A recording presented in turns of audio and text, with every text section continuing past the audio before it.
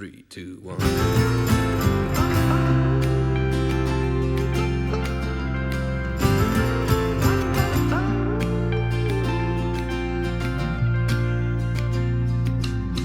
Sometimes I just can't take it. Sometimes I just can't take it, and it isn't alright. I'm not gonna make it, and I think my shoes are tight. Oh, I'm like a broken record.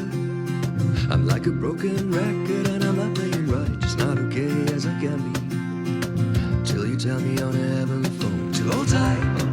Come on, come on, come on, come on. Oh, oh, come on, come on, come on, come on. Yeah, don't let go.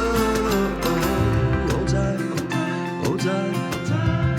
Oh, oh, it's alright, she said. I got my hands up shaking just to let you know that you got a higher power. Got me singing every second, dancing every hour. Oh yeah, you got a higher power, and you're really someone I wanna know.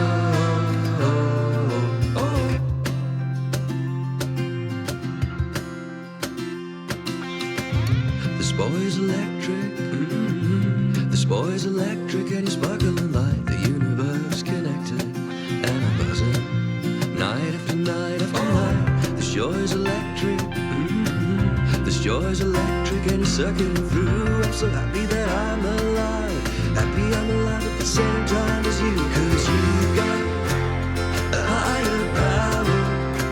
Got me singing every second, dancing every hour. Oh yeah, you got a higher power, and you're really someone I wanna know. I wanna know. Oh, you've got, yeah, you've got a, you've got, yeah, you've got a higher, you've got, yeah, you've got a, you've got, oh, oh, you've got, oh, you've got a, you've got, yeah, you've got a higher, you've got, oh, you've got a. I got my hands up shaking just to let you know that you've got a higher power. Got me singing every second, dancing every hour. Oh yeah, you've got a higher power. You once in any lifetime. I'm going a million miles an hour. Went for the summer. I've been down on my knees. Then your love song take me over and over for so long. I've been down on my knees till your love song floats me on.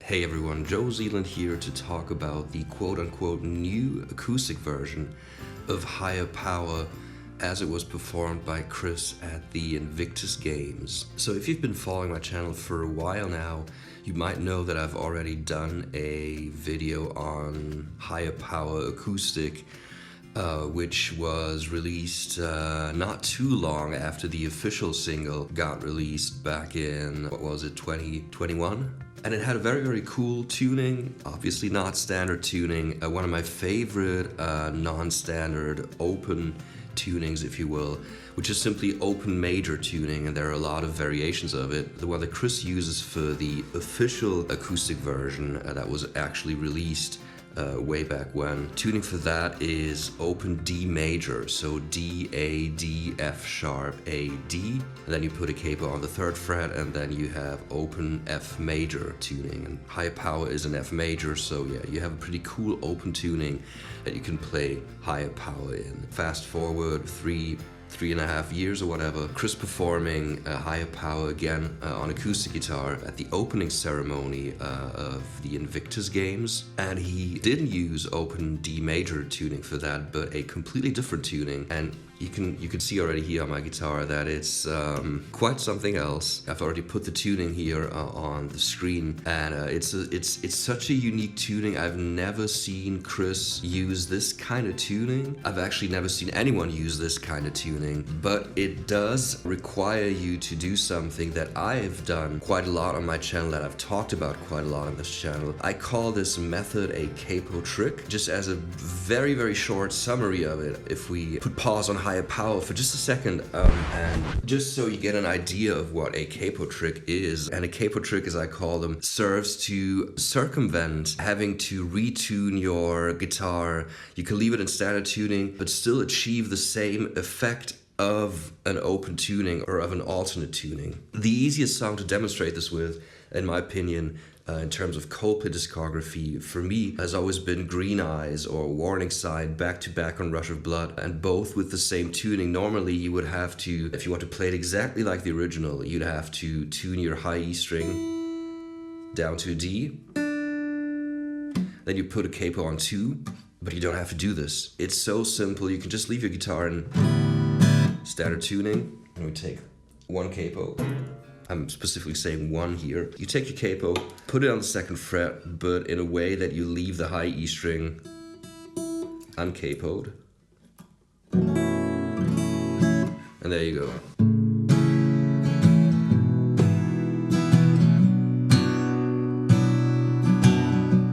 In my opinion, so much easier, especially if you're in a live setting and you maybe don't want to keep tuning and retuning your guitar between songs. I absolutely love this method. Now, I've never seen Chris do anything like this. He typically has 10 or 20 guitars backstage. In a band like Coldplay, you just have your guitar technician hand you whatever tuning you need with a new guitar. But in all those decades at this point of being a Coldplay fan and analyzing and recreating their music, I've never seen Chris do, again, what I call a capo trick. But, I mean, why am I talking about this? Because, well, with higher power, this has changed now. One final thing before we actually dive into the music and all of that. What I've just shown you with Green Eyes, I discovered this technique for myself a long time ago. And I was literally in my teens still, and I thought this is cool. No one's ever talked to me about this. I probably didn't think that I discovered it universally, but I still thought, wow, this is pretty unique. I absolutely was not aware that this is a method, a technique that is actually, well, not common, but that still is a thing. And it so much is a thing that companies have actually started making capos specifically designed for this technique, and they're called partial capos. You can see a very, very short one here. In a second I'll show you a little less extreme versions of this, but you can see that the bar of the capo here, or however you call it, only covers, in this case, A, D, and G string, leaving the low E, B, and high E string open or uncapoed. And the one that Chris uses for higher power is this kind of capo. Maybe not by this brand, but it is a capo that covers 5 strings. And I've actually also come across a picture on social media, just a random picture of Chris at the Invictus Games opening ceremony during the performance, and you can see that he really uses a partial capo as well. It's not that clear in this picture, but here's the bar of the capo, and the low E string is not affected by the capo. If you just saw that picture of Chris, you might have noticed that, well, he uses only one capo. He uses this 5-string partial capo, but he doesn't have a capo on 1. I do have a capo on 1 as well, and it's a capo that covers all 6 strings. Why? This guitar right now is in Chris's new favorite tuning, which I've talked about when Moon Music first came out. He has used it before this Moon Music era, and the general idea of it is E, A, C, G, B, C. It was very prominently featured, or a variant thereof, in Till Kingdom Come. And the thing is, you can play specific melodies really nicely. We have like our basic shape of a C major here, 3 and 1 on the A and B string, and we don't need any finger on the D string. Typically, right, this would be C major. But for this kind of tuning, we can just take off our middle finger.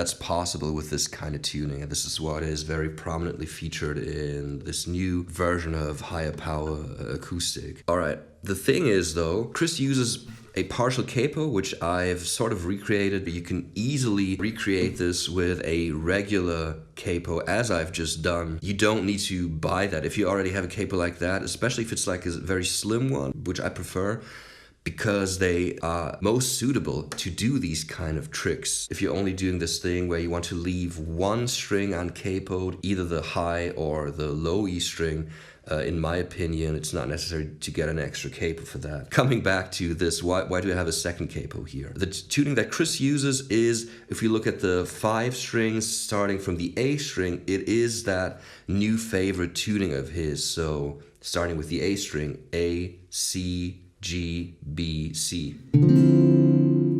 Now, this new higher power acoustic version still features a very, very prominent open low F. Right?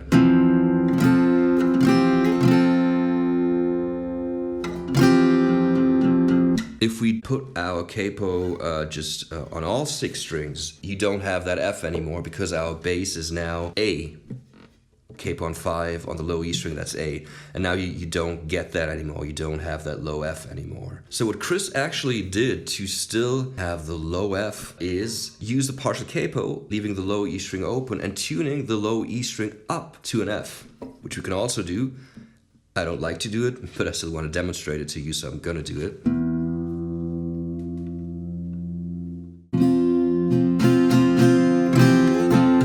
Now, why don't I like to do this? Well, first of all, I don't like tuning strings up because it greatly increases the risk of the string breaking. It's totally fine, in my opinion, to do it if it's just a half step up. So this is still harmless, but I generally still like to avoid it. Well, let's look at some of these chords now. I'm just going to refer to these chords with reference to the capo now. So I'm just going to call this a C shape. So our home chord, essentially. Normally, in the chorus, our second chord would be a variant of a G major shaped chord. Something like this, or maybe with your thumb on 3 and then you do this, right? Typical Chris Martin chord. This is not possible now because we've tuned the low E string up a half step. So for a G major, typically you'd want your finger on the 3rd fret of the low E string. But since we've tuned it up, the G is now on the 2nd fret. So this would be G major now instead of this. Like, this obviously sounds horrible now.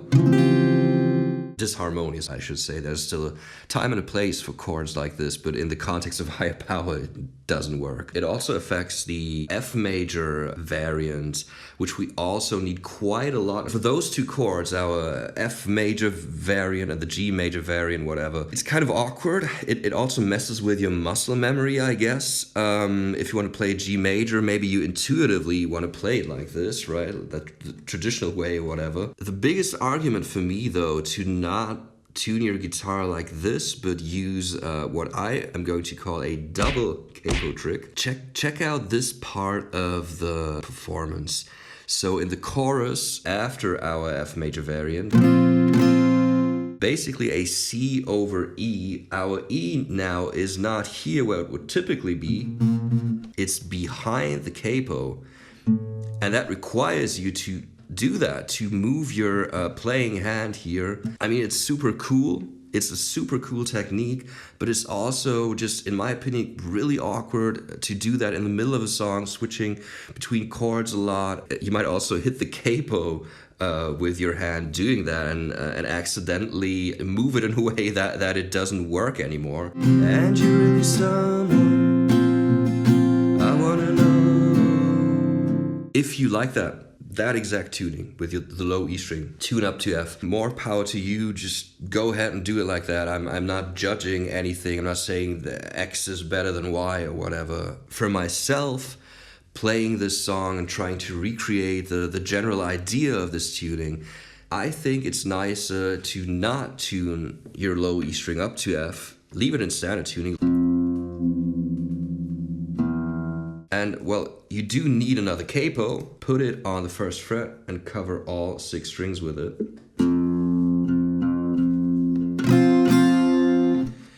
and you get the same effect. The biggest advantage of that is that you don't have to ignore your muscle memory, and you can still play an F major-like chord and G major-like chord like you would normally play them. Right, with your thumb on 1 and 3, 1 for F major, 3 for G major, obviously the regular G major shaped chord works as well. Alright, another thing is the tempo, which is incredibly high, 178 beats per minute, and it becomes especially apparent with our main riff. I'm going to show that main riff to you now, playing it somewhat slowly and explaining it to you step by step, but the problem is incorporating that into the song. It's kind of dispersed all over the song. You don't have to do it as much as I did it in my version at the beginning of the video, but let's have a look at this. So the song starts out on 5 and 3 on the A and B string. You want to move it up to 7 and 5 on the A and B string. Then 8-6 on the A and B string, back down to 7-5, back down to 5-3, now all the way down to 3-1, and then release the chord and play open strings starting with the D string. And then the actual song starts, if you will.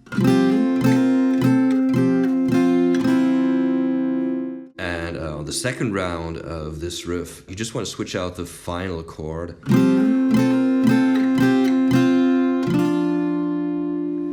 That is 3 still on the A string, open D, 2 on the G string, 1 on the B string. 3, 2, 1.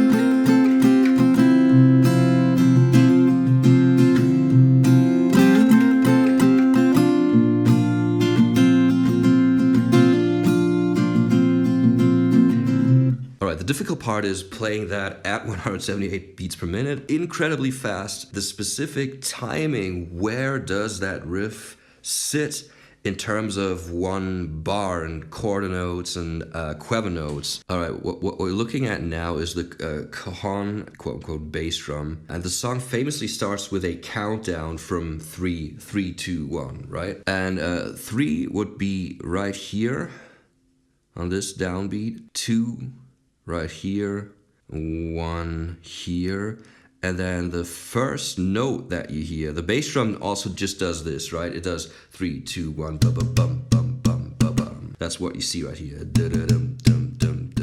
the first note that you play actually occurs between quarter notes, so on a quaver note. So it's 3, 2, 1 and 3, 2, 1 and 3, 2, 1.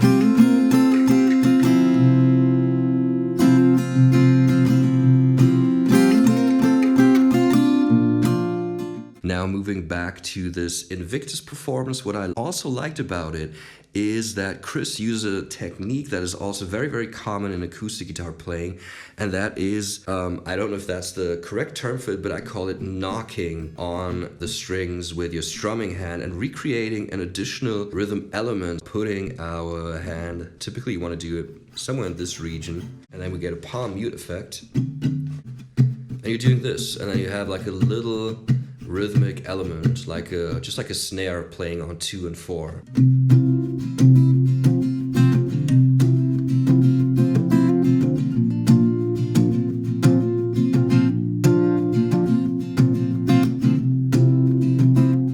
Moving into the chorus, you want to fully open the palm mute, and you have the big bright chorus. So happy that I'm alive, happy I'm alive at the same time as you. Now in the chorus, we're combining chords and melody, and that's also really, really neat. You've got the higher power. So moving to 8 here on the B string, then back to 5, 5, 3. The higher power got me singing every second, dancing every hour. So we're still doing the same thing. On the B string right here, we're constantly playing the lead melody, the lead vocal melody. And that is really cool, almost like an octave backing vocal. You've got a higher power, got me singing every second, dancing every hour. Oh yeah, you've got a higher power, and you're really someone I wanna know. As I always say at the end of every video, if you still have questions about this specific performance, about higher power in general, please hit me up in the comments below. I appreciate all your support out there. It means a lot. And yeah, I'll see you on the next video. Joe Zealand, out.